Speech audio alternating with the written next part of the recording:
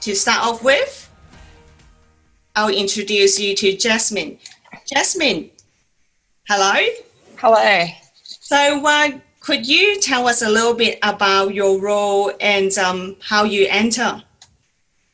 Yeah, of course. So I'm Jasmine. I'm a second-year graduate with Multiplex in their 3-year graduate program. As a graduate at Multiplex, there are a set of rotations that is intended to move you around the various aspects of the business over 3 years, with an ultimate goal of identifying where you would like to go at the end of those 3 years. So prior to starting on Queen's Wharf, I was at Jewel whilst I was at uni on the Gold Coast. And then after finishing uni, I moved to Queen's Wharf, where I'm still completing my rotations. So I've just started my contracts admin rotation this week, and the role of a grad is just to shadow someone above you, assist where needed. Great, thank you. Matt, how about you? I understand that you are a site supervisor currently. Yeah, correct. I'm a site supervisor here at Queen's Wharf on structure on one of the towers. Prior to that, was on a residential job with Multiplex out at Portside, Hamilton. And yeah, been here for about 2 months now. So came in about ground level for the tower I'm on. Great, thank you. So May, and can you tell us a little bit about your role as a site engineer? Yeah, sure. My name is Samay, and I am basically a site engineer on Tower 1, on one of the towers at Queen's Wharf. Prior to this, I was at 300 George, just going, as Jasmine said, just going through my grad rotation, which is basically for 3 years. So in that rotation, they get you to actually work with different aspects of the project, such as design, services, CA role, site supervising. So once you've completed all that role, and then if your competency framework is basically signed off, then you get basically promoted to site engineer. So yeah, it's been since October, November last year. I moved from 300 George project to Queen's Wharf, and since then I'm working on this project. Fantastic. Hannah, how are you going? Good, thanks, Fiona. So Hannah, would you like to tell us a little bit about yourself? And you're also a site engineer on the project. Yeah. Yes, I am also a site engineer on Queen's Wharf. I had a little bit of a different background to Matt, Jasmine and Samay. I didn't start at Multiplex as a graduate. I came across from consulting. I'd previously worked in an architecture firm with Multiplex on 300 George Street, so I was lucky enough to be familiar with everybody, but I've just recently moved 2 months ago down to Queen's Wharf as a site engineer in the design team. Lovely. Thank you, and we'll talk to you a little bit later as well. Now, Sam, could you tell us a little bit about contract administrator? I believe that's your role, senior contract administrator, and then I'll also ask you to tell our audience a little bit more about the project, because not everyone knows what's a Queen's Wharf project unless you are like me living next to it. Yeah, no problem. So I started with Multiplex about 8 years ago. Like some of the guys, I went through the graduate and cadet program. So while I was still at uni, came over to Multiplex. That was at Indooroopilly Shopping Centre. I then went on to 1 William Street, which is very close to QUT and right next door to Queen's Wharf. From there, moved on to 300 George Street with a couple of guys in this meeting. And then about 3 months ago, I came over to Queen's Wharf as a senior contracts administrator. So yeah, I've covered all the competency frameworks that the guys have, and then I sort of found my niche in contract administration, and that's the path that I chose to stick with. Right. So to that, Matt, I'm just going to get you just to tell us a little bit more about Queen's Wharf. So I'll be doing the share screen. Yep. And I will let you take over. So.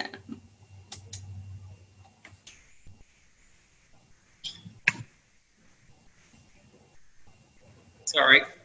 Are you able to do it? We go. Yeah, next slide. Can I do that?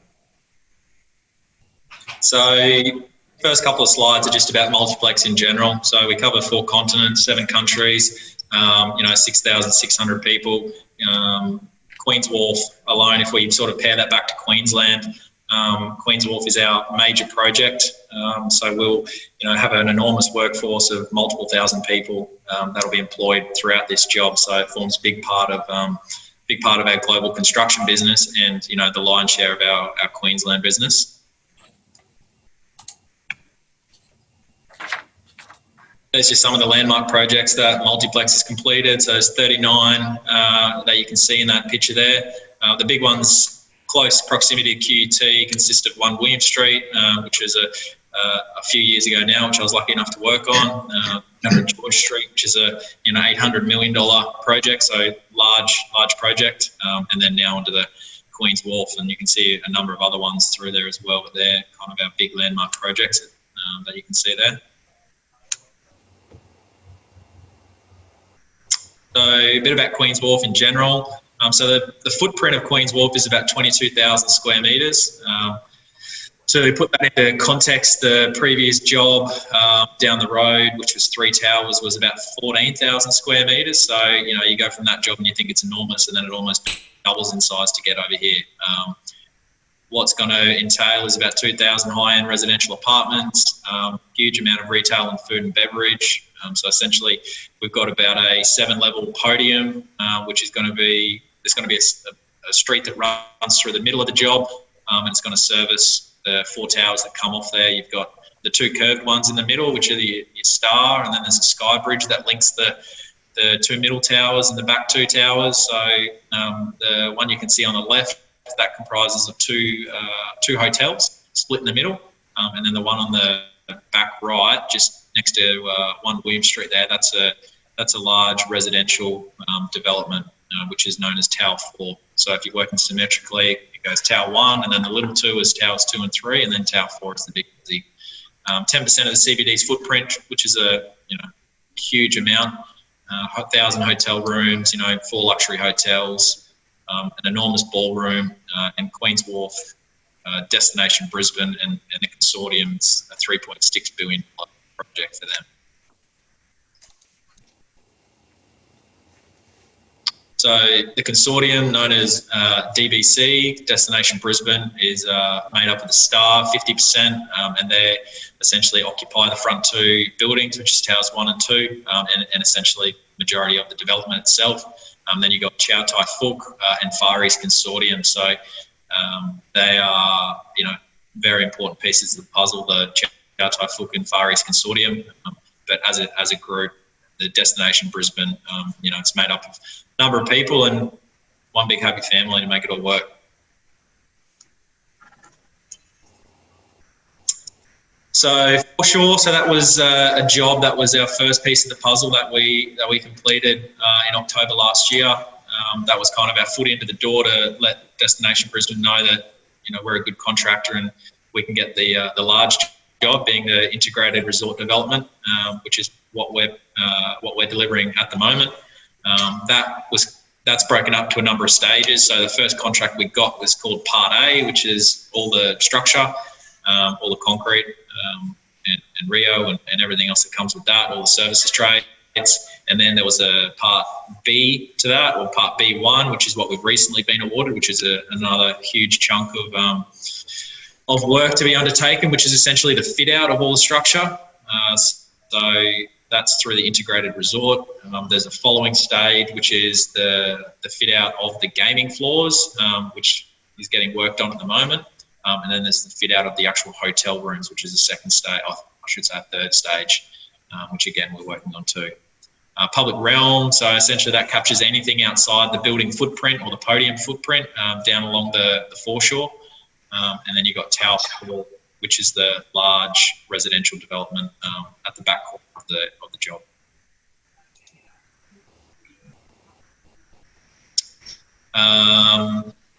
So bit of information there, 4,200 structural steel, tons of structural steel, 3,500 cubic metres of concrete, which is enormous. yeah, so to put that into scale, 12 court stadiums, so it's huge. 500 workers on site, predicted to be about 1,500 when the fit out commences, and that'll grow again if the next stages come online. 9 tower cranes, which I'm sure everyone can see as they drive past at the moment.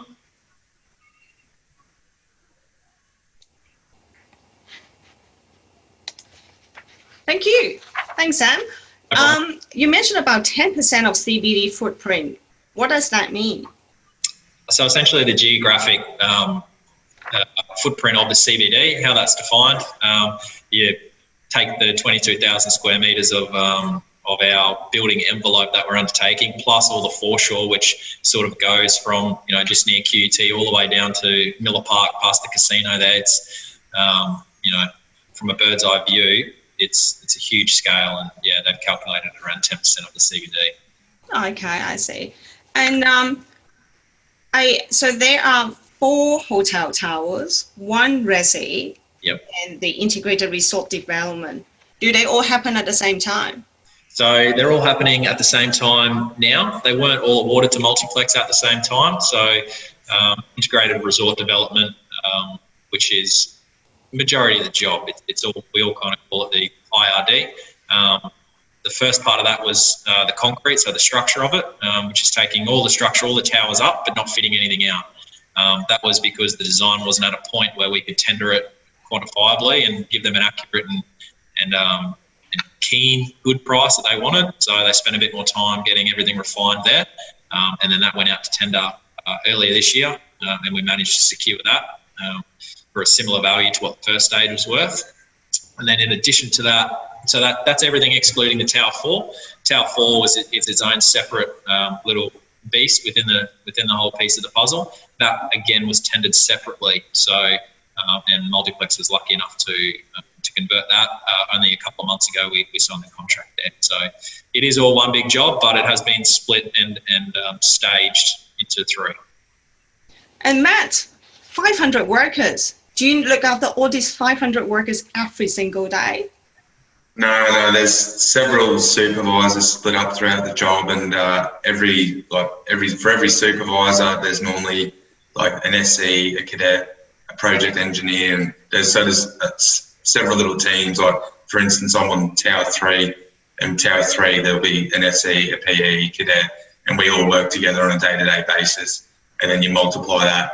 Like there's Tower 1, 2, 3, 4. There's the public realm that Sam spoke of, and another like podium area, then the basements alone. So there's plenty of people here, but yeah, everyone's got their own little key role to play. So you mentioned SC and PE, is that? What do you mean? Sorry, yeah, so we've got the likes, so we've got site engineers and project engineers. So you go cadet, graduate, site engineer, and then I guess from there you can break it up. Like my background is I went through as a tradesman, cadet, grad, and then joined Multiplex as a site engineer. And then once you're established as a site engineer, coming out of the grad program, you kind of pick your little niche or your work. You're exposed to every element by then, and then you have a good idea what pathway you want to take from there. You mentioned you went through the trades program. You started as a trade, is it right? Yeah, I'm a carpenter by trade, so that's where I went after high school. Wasn't necessarily inclined to take the tertiary path, but yeah, I did my trade after a couple of years as a carpenter. Then had an invite or an inkling guideway to go to uni, and the company I work for assisted that. They had their cadet and grad program. So yeah, that was just in my own undertaking. Yeah, separate from Multiplex. Okay, so I'm just curious, like with the trade, is it because you did something, a cert or a vet course when you were at high school? Is that what No, I didn't. I actually just did the more traditional, the OP course, and it was just in that first year out of high school where I kind of diversified and looked around, and I've always had an interest in the built environment. I just didn't know exactly what. So, yeah. Right, thanks. Hannah, Matt mentioned about that he have the other people helping him, including project engineering, site engineering. Are you working in his crew? No, not directly with Matt. The Queens Wharf team is so vast with Multiplex. Correct me if I'm wrong, Sam, but there's something over 100 workers at the moment, sort of just in our admin team between our office is split in 2 levels, so we take up a lot of floor space and there's a lot of us. I'm currently working in the design team, so looking after the consultants and managing the client to get the design to a point where we can have drawings that we can look at, and then for the likes of Matt, he can build off those drawings that we are coordinating and developing. Okay, so as a site engineer, it sounds like there are so many different packages. What are you working on at the moment? At the moment, I'm working on part B1. As Sam mentioned earlier, the project is all one large project, but it's split into many different facets. And part B1 is what Sam was talking about before with the ballroom, the food and beverage, so the restaurants, lobbies, and the interior fit out of the public works. So anything that one day when you want to come and visit Queens Wharf, you can just walk in and see the lobbies or the restaurants or anything like that. It's not specifically the hotels as yet. Okay, so when you say you work on this part, what exactly do you do? At the moment, there is a lot of services coordination between the structure and then the future fit out. So the fit out works haven't commenced on site yet. We're still developing the design. So that would mean we're working with the consultants, the design consultants, and the client to achieve an outcome that the client and their stakeholders are happy with. And in the background, while we develop that design, we're just making sure that the structure can accommodate the design as the structure is being built.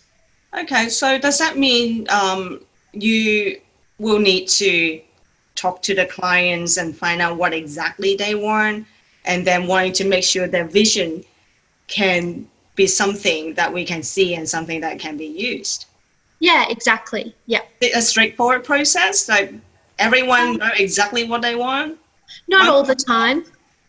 Not all the time. It's not always a straightforward process, but I think with really clear communication and understanding everybody's position, and it's always very important to put yourself in someone else's shoes to understand where they're coming from. It makes the process a lot easier so that you can just try to understand why people want to make certain decisions and then how you can accommodate them. All right, thanks. So we were speaking a bit earlier before this event that you started also as a graduate position with Multiplex, and now you're working as a site engineer with them. And is it an early hours for you to start every morning?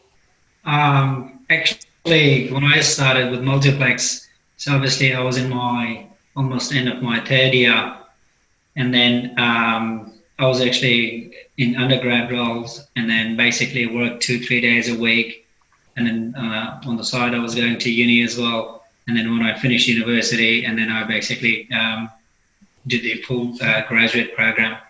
So yeah, being as a site engineer, obviously it's not as early as Matt starts. So basically we start from 6:30 in the morning.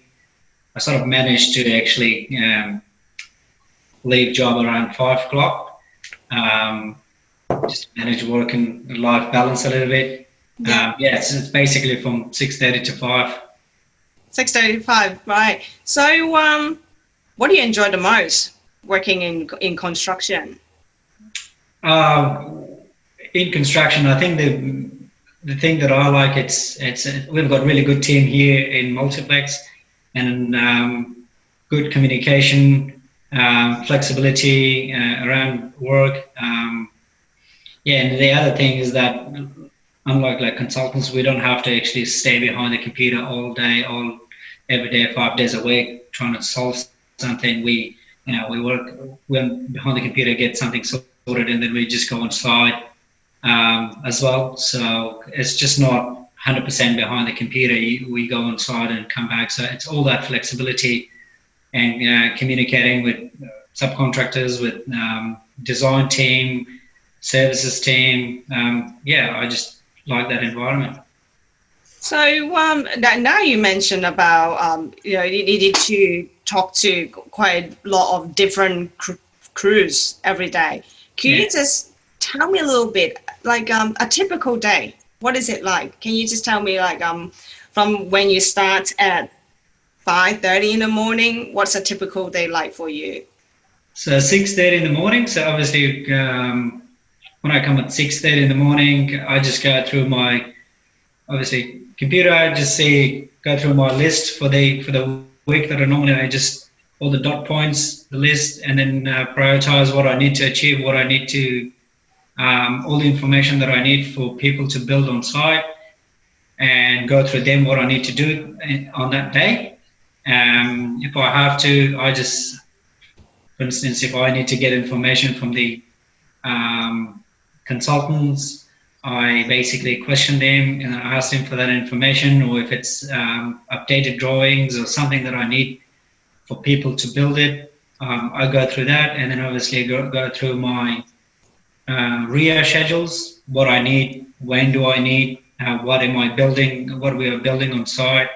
So I go through all of them, and then obviously after that we just go on site, and if there's any issues on site, try to actually convey that message or understand what's the issue, and then solve on site if we can. Otherwise, we just actually question the consultants, and then get the information that people need. So as a site engineer, you are in what package of the work you're working on? Are you also on the structural component, or? Yes. I remember measuring about structural component. Yeah. Yeah. So basically, as Hannah said, the design team go through all the design. They do the design and then produce the drawings, and then all the structure team. So we take that drawings and then we look at it from the buildability perspective. And then the first thing we need to do is understanding the drawings, and then understanding every detail, and then from there, and then compare structure and architectural drawings, making sure that everything line up. Yeah. If it doesn't, then obviously we ask questions, and then make sure that everything is actually all the setouts is given. Once we've got that drawing, basically we sort of actually convey that information to the people on site. Yeah. Hannah, just kind of jumping back to you, because I remember you said your background is more in the architectural side, and now you're a site engineer. Yes. How does that work? So do you have the engineering background or additional to help you with what you're doing? So I started at uni doing interior design. I was a bit more creative in high school, and that's just what I had decided I wanted to be. When I was at university, I enjoyed my interior design degree, but I did my minor subjects, or my selected subjects, were in construction management, because I just felt as though with design I could make something really beautiful, but it didn't mean that it was achievable. So construction was just a background and a way to help me understand how I could make things work and how to actually achieve them. And I really enjoyed my construction management subjects, and from there I worked for a different builder. So my last year of uni I worked sort of similar to a cadet role, and then moved as a full-time project coordinator. And then after that, I just decided that I wanted to actually use my degree a little bit more. So I got a job in consulting, working for an architecture firm, which is when I first was exposed to Multiplex. So my first exposure to Multiplex was working as a consultant, which is probably a bit more unique than everyone else's background. And I just really appreciated how Multiplex operates, the way that they communicate and treat people. So I had made the decision that I wanted to come back to the building industry, but I didn't want it to be with just anyone. I wanted it to be with a company that I enjoyed working with, and I was lucky enough to get a job. So that's how I ended up back here. So consultant, contractor, what's the difference? The difference is pretty significant. The easiest way to explain it is that a contractor will do the work and build and liaise with the people who are the subcontractors that are actually building, the stuff that we see rising in the air, which is the concrete, and then the pretty fit out stuff that we end up living in. Whereas a consultant is the team of people or the person who is coming up with a lot of the initial ideas. So a lot of consultants, especially what I did, it's in a way it's like a theory on a piece of paper, and it's a drawing, but it's not something that you personally are building. The builder will take those drawings from you and those ideas, and they'll make it a reality that one day the likes of us can walk through. So you're saying that there is still a bit of a gap from the concept on how we want it to be to eventually to build it. So trying to map out how. Yeah, exactly, mapping out how. So a consultant will have an idea in the very beginning, and then it's a builder's job to build that. But it's in the middle, there's a lot of teamwork that comes together to create what the end product is. So how to make that work? It's kind of, I feel like there's a bridge, a connection that needs to be done between the design to the actual build. That's everyone right here that are on the panel have to chip in to get that happen. Jasmine, even you as in the graduate position at the moment. Yeah, exactly. So as a graduate, you move around the various parts of the business.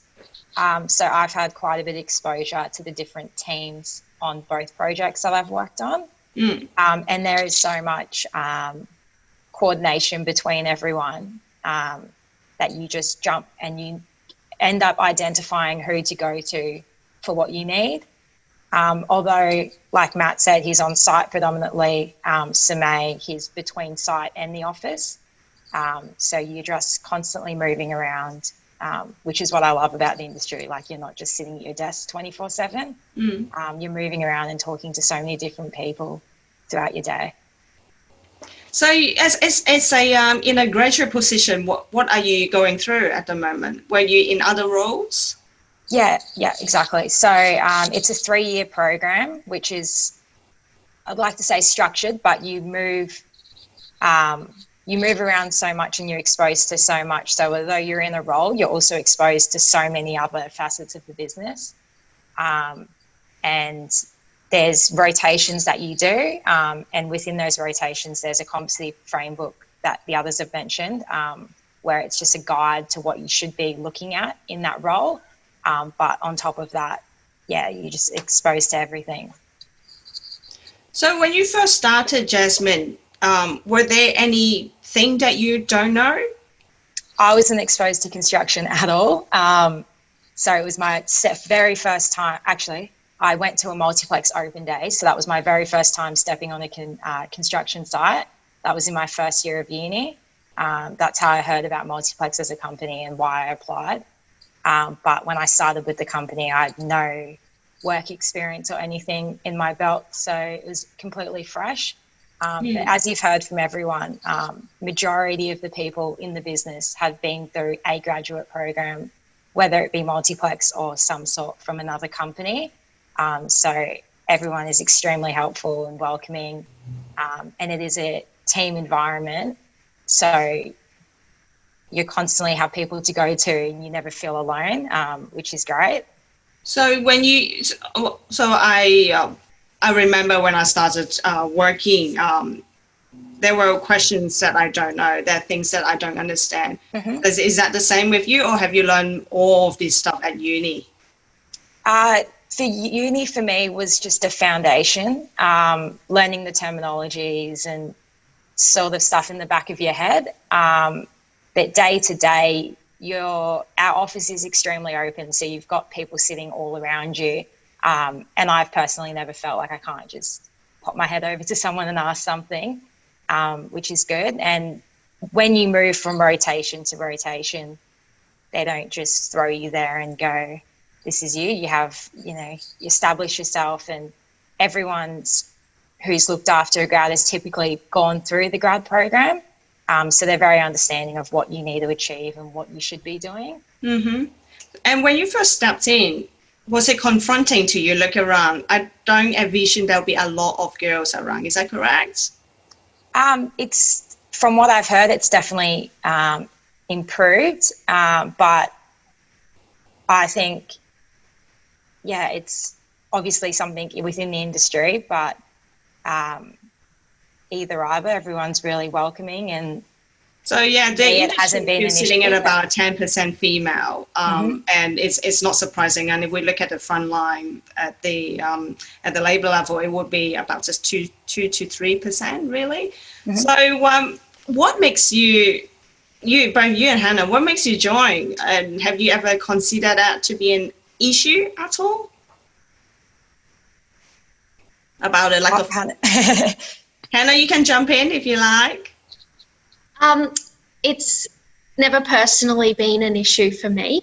I enjoy working with both men and women, and I think it's regardless of the statistics that you just said, Fiona, with the 10% and the 2 to 3%. I mean, I think statistically, sure, there's room for improvement. But it's not overnight, and it's not through a significant lack of effort that is already being undertaken by Multiplex and other contractors. But I think for me personally, it's just up to the individual person, and regardless of being male or female or otherwise, it's personalities and it's communication, and it's being open-minded and respecting everyone that you work with. And I think I've never found an instance where I've felt, segregated because I'm a girl. I'm always pretty rough and ready to go, have a joke and get my hands dirty, and just I'm enthusiastic to work. And I think that gets you far, regardless of your gender. Jasmine, have you come across any obstacle or? No, I completely agree with what Hannah said. I take everyone by their personality and how they act and how they work. So even subbies on site are extremely respectful regardless of your gender, and they quickly take on to how you perform in your role, and that's just where it lies. So Matt, just going to jump into you. As a site supervisor, what is the biggest challenge you have seen so far? In my role or in the industry, or? Whatever jump in your head, let's just say through your experience in the industry. I'd probably just have to be the different personalities. You have to be accepting of as everyone as they are, and just work with them. As an industry, we're all on the same team. We need to be productive and achieve the same end game, same result. So, there's people that you might necessarily associate or hang out with outside of the industry, construction environment, but on a day-to-day basis, we've all got the common goal, and there's ways to communicate, and just got to maintain the relationships. Yeah. So, obviously, it's things don't always go as planned. So when the confronting personality that occur, what do you do about it? I think there's systems and controls in place. It's just all about just trying to think outside the box, overcome it, mediate it, and move on. We're a part of a big team, so there's no reason to get caught up on any one-on-one issues. There's plenty of people to talk to, and move along. Overcome it. Yeah, so May, just going to jump into you in our earlier conversation. You were not born in Australia, and you have been here for just under 15 years? Yeah, correct. So my background is from Afghanistan. We moved to Australia in 2007. and since then, yeah, just basically worked for first couple of years, got my permanent residency, and then after that started going to TAFE, and then from TAFE to university, and then from university to work. So do you do a construction-related TAFE course? At university, we had a construction-related course. I think there was only one subject on construction that we did. So at university, I did Bachelor of Civil Engineering and obviously Geotechnical Engineering. So at UQ, it's more design based. So throughout the third year and fourth year, you basically, even in second year, you basically focus on the design of structure a lot. And then obviously once I finished that, I got a job with another company before Multiplex. And then after a couple of months working with them, and then I joined Multiplex. Was it challenging to work in the industry with as a non-Australian background? I think if you come from a different cultural background, obviously the whole thing is a challenge. Every single thing, especially if you come in 2007 and you go to study in 2009 or 10, and then you basically work up, and you go to university.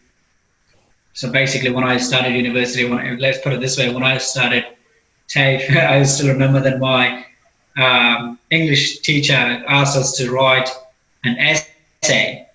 And then for 2 weeks, I was just running around trying to find what the word essay mean. And then I had never done any report or anything. So you can see that, the whole thing was a challenge, because where I come from, we never had something called report or essay, or the only thing we did was just read through the book and then understand the questions and then answer the questions in the exam. So all these little things back in that time was challenging. And when obviously when you go to university, it's another big challenge. So the whole thing was a challenge. And when you come to work, obviously there's a great team that we have got here at Multiplex. They were always, they always helped me. Things that I didn't understand, things that I didn't know. Obviously, but beside that, and coming from different cultural background, obviously you'd face challenges, but you just don't have to, you don't give up, and then you try to understand what is the issue, what is the challenge, and then if you can't solve it, just go to the next person or people above you, and then get their help and then understand. Thanks, Sam. So today I'm going to open up and start answering the questions coming through from the audience. I think this one would be quite suitable for Sam to answer, since you are got the most experience in the industry. So from HSG, our participant asked if there's any program for someone who's looking to make their way from a trade to a contract administrator, supervisor, project manager role, but it's not attending university. So do you think that's a possibility for someone with a trade background to move into a CA or supervisor or PM role, Sam? Yeah, there's definitely, I think typically from the trade background, it lends itself more so to the site supervision. So we've got a number of guys that come through the trade background, go through the site supervision pathway, and then into the site engineer, and then once you're at the site engineer, you can definitely then transition over to contract administration. Contract administration is very dollars based and money focused. So the direct transition from trade jumping into a CA role would be a very big contrast. So the best way, what I would recommend, is to get your foot in the door through the site supervision path, and then start learning around the contract administration way, and then merge in that way. Yeah. So got another related question. Is asking about Multiplex. So I'm wondering if Multiplex work on the Queen's Wharf project as an integrated managing contractor, or as a project manager or CA. So Multiplex typically work on what's called lump sum D&C contracts. So how that works is that DBC or Destination Brisbane, they give us a design. They say, go ahead and give us a price where you guys take all the risk if there's any gaps, and also we then take the opportunity as well. So the design is probably at 50%, 60% developed, and then we have to make educated assumptions and, you know, fill in the missing pieces of the puzzle using our experience from. And then from that, we give them call it $1 billion number and say, righto, we can build this job from start to finish, fill in all the gaps for $1 billion. They then take that and go, yep, we're happy with that. Here's your contract, Multiplex. And then it's up to us to, you know, the likes of Hannah to firm up that design, gets firmed up, goes to the site guys like Matt and Samay, you know, and obviously through my world, which is the dollars. So, yeah, when you say managing contractor more so is everything goes back through DBC and they sign it off and they approve costs as we sort of tick along. We don't typically do that in D&C jobs. We sort of have a big number and we obviously work very closely with them. We take on the risk and also where the opportunity. Sam, I know you need to go soon to another meeting. There's just one last question, which is directly to you.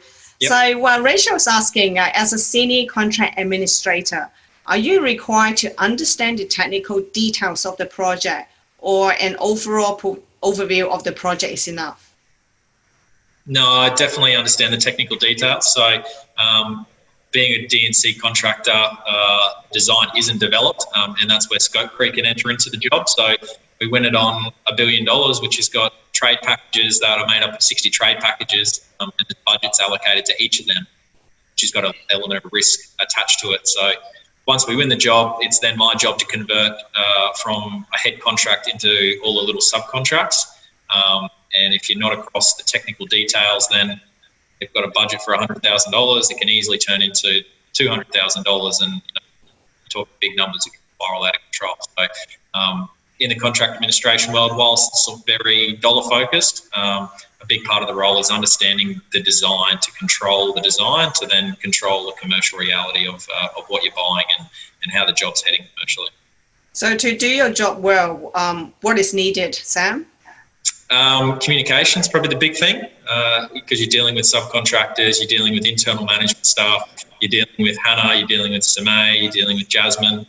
So you really, the end game is to deliver a successful project on time, making money, and you also want your subcontractors to make money. So it's all about managing relationships, getting the best out of everyone you can to best outcome for Multiplex. Thank you. Thank you, Sam. So no I'm problem. going to have to jump up. So apologies. Bye. Thanks a lot. All right, we've still got quite a few questions for you guys. Now, we got a question asking, are there any basements on this on the job? Yes, I see you noting, Matt. So we like to answer that. Yeah, we've got 5 basement levels, so they're quite big.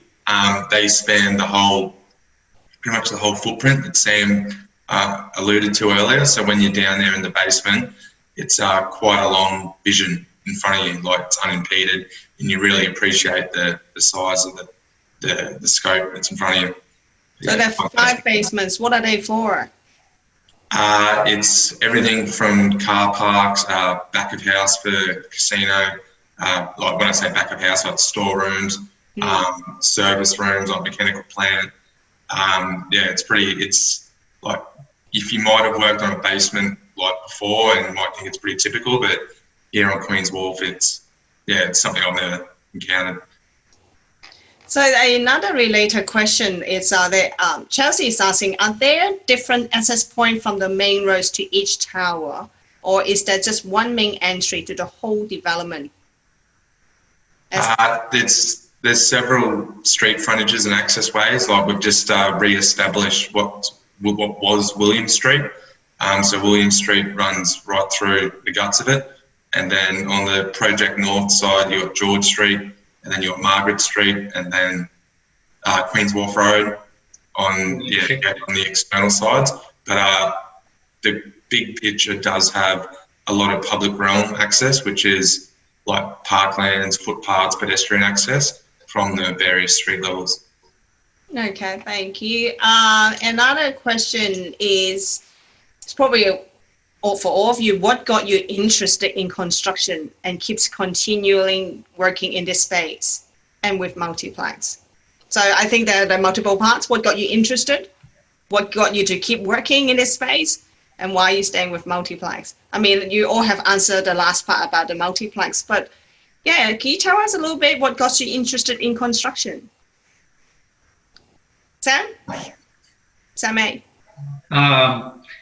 So obviously, when you come from different degree, you do different degree at university, and then I applied for jobs. I got a job in construction. So obviously, when I first started, I did not know, fully understand the consultant side or the construction side. So when I got into construction and started working with people, I could see the great team around me, and then people helped me. But at the same time, working in construction, I was also a little bit in the back of my mind. I also had that, okay, I started something else, but I'm in construction. Should I go back to consultancy or do design, or should I just stay in construction? So obviously, throughout the years, when I got a bit more experience, and then you basically, talk to different people, get more. You ask questions from your project manager, your project engineers, and people above, and then I sort of understood that construction has got various career path in construction. And you can do a lot of things. So you can manage design. You can be in the services team. You can be a services manager. You can be site supervisor. You can be project engineer, project manager, or you can become a CA like Sam Benson. And also, when you look at the bigger picture, you can see that most of the jobs that around the country, most of these jobs are basically management jobs. And then I personally believe that if you can be a good manager in construction, you can be a good manager in any other industry, apart if it's a really specialized industry, because we go through so much ups and downs in construction. In construction, communication and coordination is the biggest thing. So if you've got really good communication skills, that's just a skill that you built over years. So if you have got all this communication, coordination, all these negotiation skills, basically you can work in any industry. And that's why I actually got interested in construction, and I saw that there's a huge opportunity for myself to go into any part that I can choose. Whereas if I go to consultancy, if you're an engineer, you basically all you do is basically design, and it's great industry to be in, great consultancy to be in, but I just love the environment in construction and the options that I have. And so jumping to you, Jasmine, what got you, I know you study a engineering degree, so what got you interested in the construction engineering space? Yeah, so obviously at uni you have quite a few courses, and across that I had a few construction courses in amongst my engineering degree, which I really enjoyed.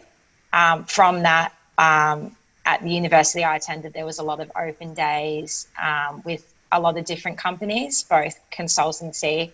So just to backtrack, in engineering, it's typically referred to, you go down the construction or site-based avenue, which is what all of us sort of do, or you can go the consultancy route, which is more of a design, which works, they tie in together, but that's just a brief summary of it.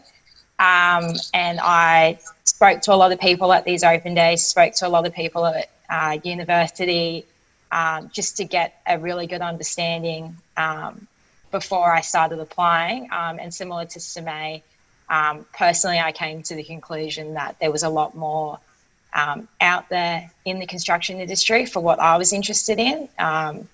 And I liked the idea of visually being able to see the bigger picture and watch something be built right next to your office and be involved in multiple different parts of it, which took me to applying for Multiplex, where you're in a program where you're putting different aspects of the business to grow yourself and your experience, and you're dealing with subcontractors, clients, consultants, so many different people where you're still learning where you want to go. So that's why I enjoy the industry. But contract administrator, doesn't it mean just be looking at contract and do a lot of administrative work? So isn't that office based? That seems to be assumption of many general understanding. That's true, but you still have to understand the drawings and understand what's happening on site in order to make those decisions in the background. So you need to go on site in order to do your job, is it right? Yeah, you're not trapped in the office. You can go out and have a walk around and have a look around. For instance, if you're writing a scope, you need to understand how it's going to work on site and talk to the likes of Matt and your project managers and your site engineers to see how they want to build it in order for you to make an educated decision in the background. Yep, so a lot of background work needs to be done. And the next question is, what are some of the most unusual challenges anyone has encountered? So Hannah, would you like to jump in? What is some of the unusual challenge that you've encountered? Question. An unusual challenge. I can't think of anything that's particularly unusual. I think, as all of us have previously said, probably the most challenging thing about construction, and obviously having been in consulting prior to this, it just life in general, I think, is people's personalities and learning how to work with people and learning how to get the best out of the people you do work with. So I think the most unusual challenge is sometimes seeing personality clashes and working out how to resolve them and move past them. But there's nothing that I've ever come across that has been a complete roadblock, and I haven't been able to overcome it. So every now and then you might have a problem that's particularly unusual where you have to seek further advice and say, I need help. How do I deal with this person? I can't get through to them. And you just solve it as a team. So May? Yeah, she's absolutely right. There's no roadblocks or anything. We do have challenges in construction, especially when you're at the work front, like Matt and supervisors, site engineers, and project engineers. You convey all the information, all the messages. So basically, we communicate with subcontractors, with sometimes with the clients, not especially on this job, but different on other jobs, yes, and obviously with the consultants as well. So it's a variety of communication skills needed to get the information from the party that you need and then to the subcontractors. So, I would say that, communication plays a big role to actually manage issues on site, and communicating that information early on with your subbies, with the consultants, so that you can get the best outcome. Now we are kind of in a slightly different environment at the moment. COVID. Has COVID impacted on the job or the industry much? Oh, I'll jump in. So I've just come from my safety rotation. So for me, there was a lot of having additional information from all the guys on site. Obviously, everyone leaves site and goes home to their families or wherever they go. So it was just a lot of tracking where people are going to be and where they've been, just to reduce the risk on site. And on top of that, just maintaining social distancing and hygiene was big ones from what I'd seen. If anyone else wanted to add to that. I see you're all in different rooms, but when you're on site with the job, is it possible to maintain social distancing? What are we saying? 1.5 between each other. Is it possible? Sorry, yeah. On a job this big, it's definitely the intent. We do have the luxury of space. So to have the luxury of certain areas just dedicated to certain workforces. But yeah, it is a mammoth task nonetheless. And there are like certain things that are in place on Queen's Wharf and all the multiplex jobs that I've never personally encountered before, and no one has, and it just takes getting used to. But we're all about like the best practice approach. So that's pretty much the bottom line, best practice. We do what we can. Yeah. Hannah, you would... I was just going to say that I think everybody is pretty respectful of each other's space.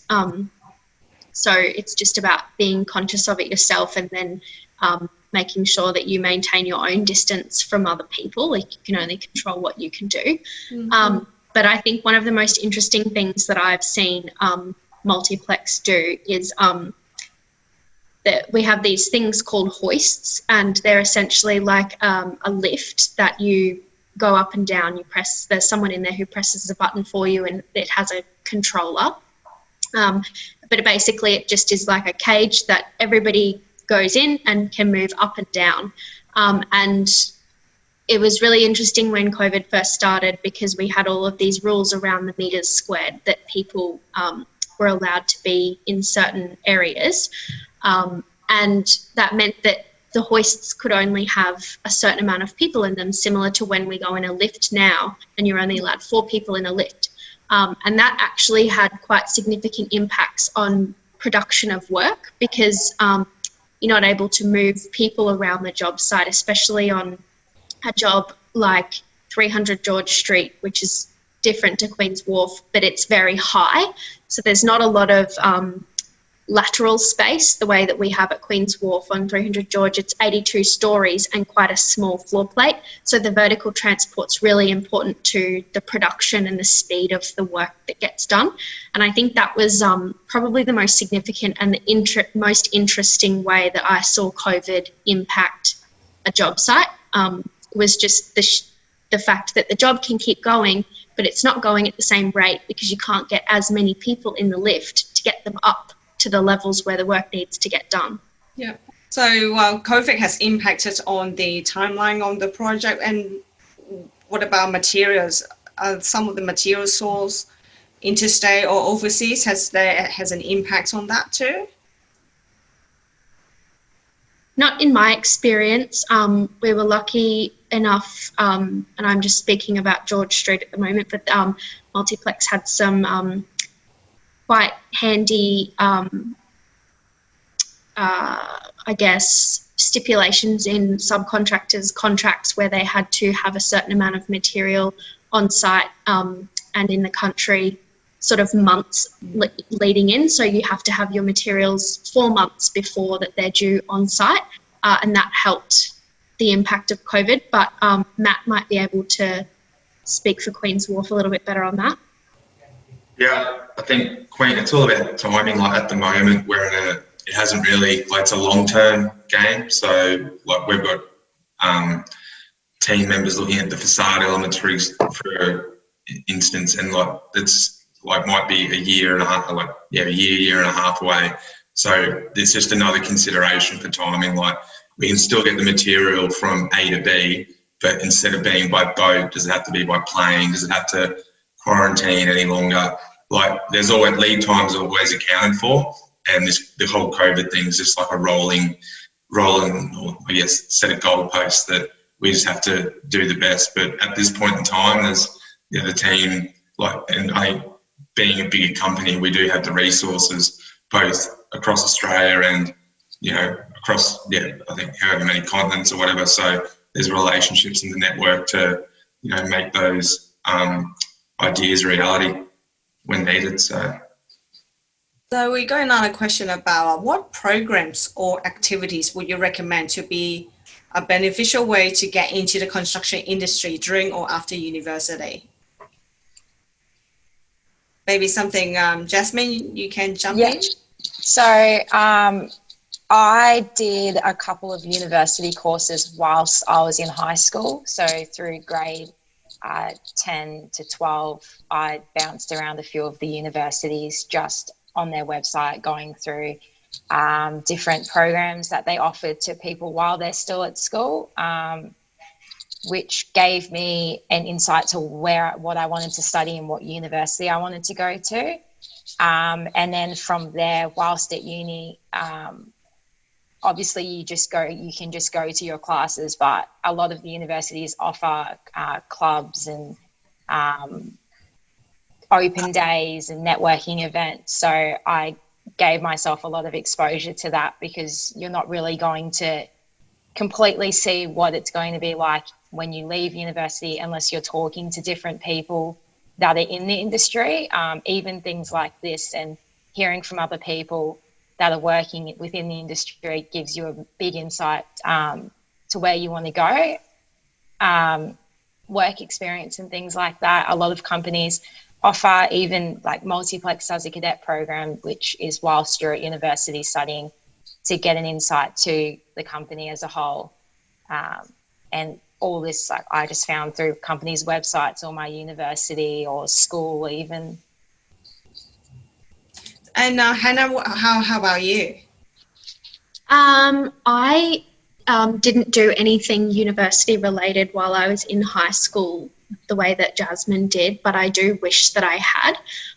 There are, as Jasmine said, if you utilise either the university website or talk to your careers guidance counsellor at school, there are opportunities for you to do introductory subjects at university while you're in grade 12, and then those the credit points that you earn from those subjects can be taken off your first year degree. So when everybody else in the first semester might be doing 4 subjects, you could choose to do only 3 subjects, or you could tack on a second year subject and make your degree a little bit faster.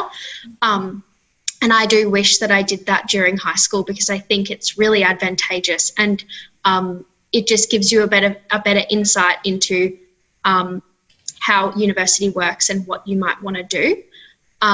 So those options are available, but I think it's just about trying everything that you can,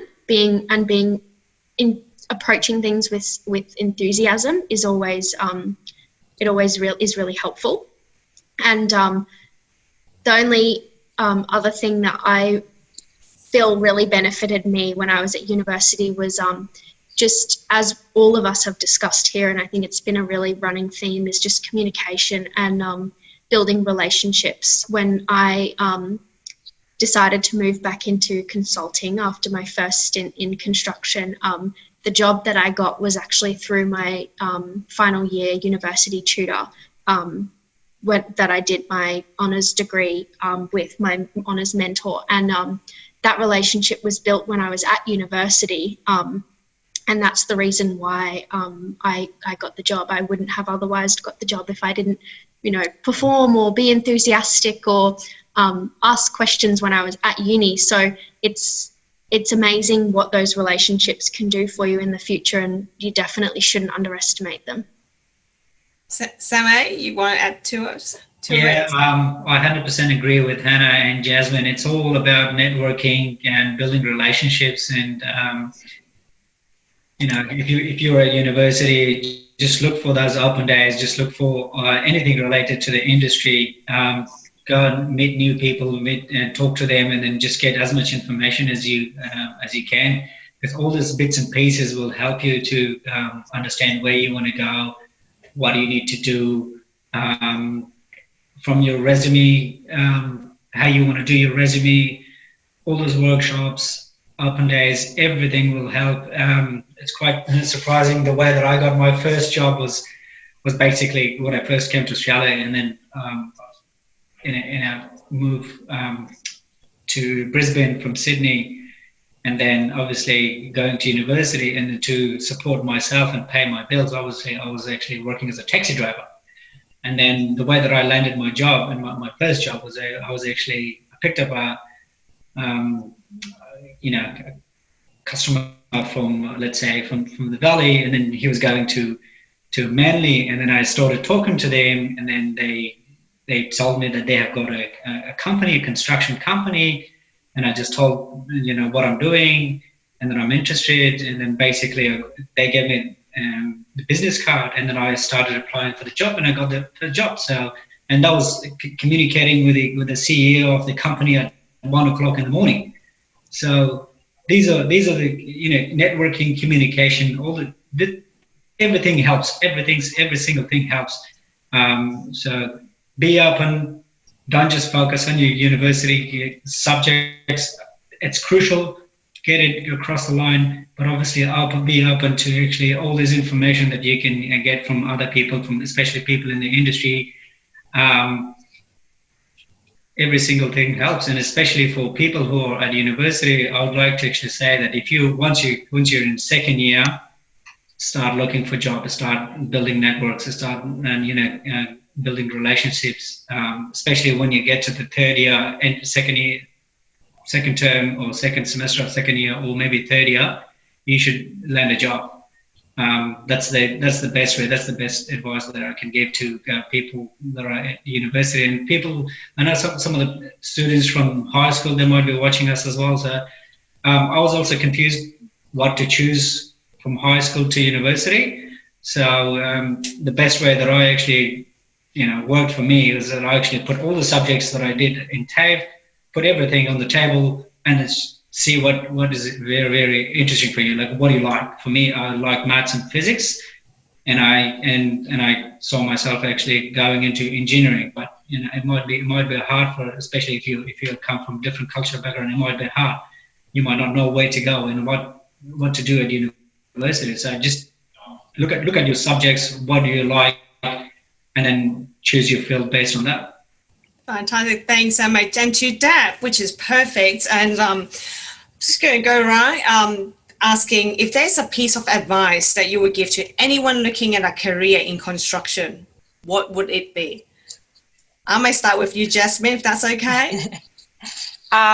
Because I've only worked for the one company, I'll just speak for that. My biggest advice is when you're coming out of uni or still at uni and looking for a job, really do your research. I, for one, didn't bulk apply to 100 companies. I really looked into where I wanted to work, what I wanted to be doing, because if I'm investing 3 years or 2 years of a grad program and a career, the company is also going to be doing that to me. So I wanted it to be something I would 100% be interested in pursuing, which is why I applied for Multiplex and went into the industry, because that's exactly what I wanted to do. That would be my biggest advice. Thanks, Jasmine. Matt, how about you? A piece of advice. I'd say, like, for me, I always had an inkling for the built environment, and I just, I guess, rather than go straight into uni and commit and be overwhelmed like that, I kind of, I guess, took the scenic route, hands-on approach, and just gathered for myself what I wanted to do. Is this right? Oh, it's not quite there. And then, I tic-tac back and forth, and then ended up. So, like, if you're that confident now, like, go for it, but then don't feel like it's any less creditable to take a scenic route. Expose yourself to as much as you can. Network when you can. And that's it, because you never know when you're going to run into someone again, or what they're going to end up doing, and who they may know and what from there. So, it can go both ways. So just, don't be shy. So true. Hannah, how about you? A piece of advice, please. I think very similar to Jasmine. You should really focus on what you want to do, who you are, and what values you have, and make sure that you're applying for jobs or aligning yourself with an industry that you believe fits those values. And on top of that, I think, like, when you are in university and in high school, all of this information can be really overwhelming. And I know for someone like myself, I put a lot of pressure on myself to perform and to make sure I make decisions really early, because it's important to get ahead. But I think sometimes you just have to be a little bit kind to yourself. Don't put pressure on yourself to, I need to network, I need to meet people, I'm not going to get a job if I don't know anyone. It's okay, it'll all work out. It doesn't matter if you're shy and introverted or you're extroverted and have a big personality. Everyone finds their own way. And yeah, just make decisions based on what you think from a long-term perspective will make you happy. Oh, lovely. And Samay, any additional you would like to add to? I think I'll just go back to the previous comment that I made. Yeah, just don't be shy. Ask questions, especially all those open days that you guys have at university, building networks. If you're shy, as like Hannah said, just, don't worry. Things will work out as long as you basically, as long as you go to people and ask questions and then act accordingly and just see what you need and where you want to go. As long as you keep moving, that's fine. Thank you. Guys, there are more questions flowing, but unfortunately we have run out of time. But if you do have questions, do keep them coming. And at the end of the event, there will be a evaluation survey sent out to you, a place where you can also post your questions and we'll attempt to answer to it. I would like to take this opportunity to thank you all. Thank you to Multiplex and all of you for taking your time out of your busy schedule to join us at this event and speak to all the students as well. Thank you. And I shall leave you with a short video, which is from NAWIC on Bringing the Most series. Have a good day, everyone.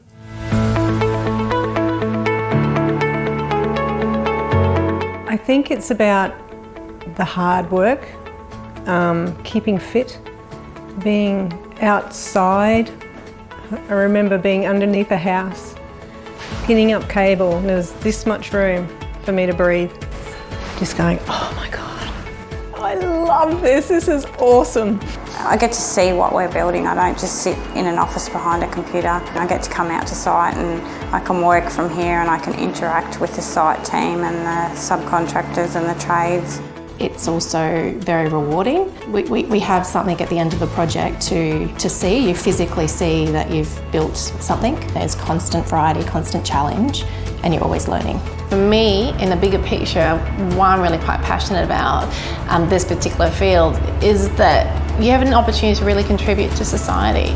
I wanted to do something that was real and tangible and, was solving the problems of the world. So yeah, I came to engineering. So being able to go along with the process, start from nothing and grow it into something that's real, I really enjoy that. Out of all of that effort and that team approach, we get a tangible display of what that effort turns into. So whether it's a hospital or an aged care facility or a shopping centre, we're building these spaces that help the community. I've done a lot of careers expos and trade shows and stuff like that, and the amount of females, the amount of them that actually regret not going ahead with a trade back when they wanted to do it. You've got to give it a go, because if you don't give it a go, you're never going to know where it's going to take you. It actually has the potential to take me overseas and travel overseas with work as well. Yeah, I enjoy being able to get to see the behind the scenes of what's going on site, What I really love about what I do is that I am my own boss, and I get to set out every day what we're going to achieve, and from the beginning concept to get a project finished on time and on budget. That's the reward that you get when you see how happy the clients are at the end of the day. Women shouldn't be, they shouldn't feel nervous about working in the construction industry. It's a really friendly industry, I've found. It's actually quite flexible, despite what some people might think. When I was in high school, deciding that I wanted to be an engineer, it was the maths and the science that drew me to it, much like a lot of people, I would say. But now that I'm here, it's not so much the technical aspect as being able to use the technical aspect to help, our clients and the community and create the best outcomes for them. Like that's more rewarding than just the nuts and bolts of the science and the maths itself. No day's the same, no week's the same. Yeah, I think that's what I enjoy about the industry is that, you know, you're always going to be challenged. It's a really rewarding career and yeah, I love it.